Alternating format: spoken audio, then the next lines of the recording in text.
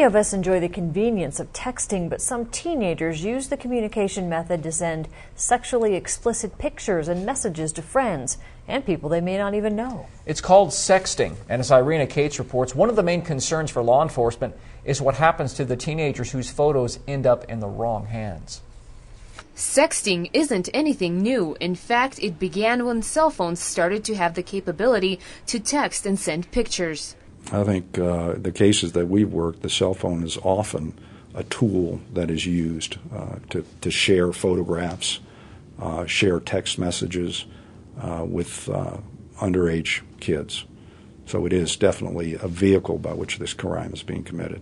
But what some teenagers may not know or understand are the impacts sexually explicit pictures can have on the person whose picture is being sent around.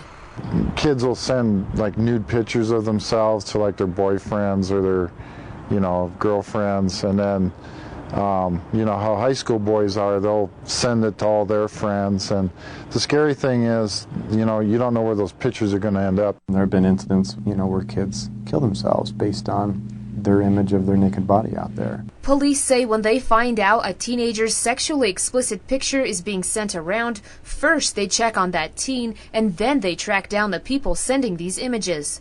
Sending around sexually explicit pictures can be a crime, and if the person in the picture is under the age of 18, it's considered child pornography.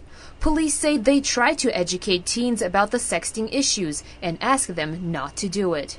But if we have to, and it comes down to it that, some young person is continuing to do it over and over and over, we might have to, bring up charges. Shermer says in some cases when parents report a suspicious person texting their child, it often comes from the child interacting on social networking sites. They might just up and call you or text you based on a phone number, but most of the time they get those phone numbers on MySpace or Facebook. And what we try to tell, parents is have their kids not put their phone numbers on their social networking sites. In most cases, what we see is a child with a computer in a bedroom that they have access to without supervision from their parents. And that's where the door can be opened to individuals who want to do the child harm. Your child could be texting or on Facebook with somebody, and you don't know if that person's a 50-year-old guy, a sex offender.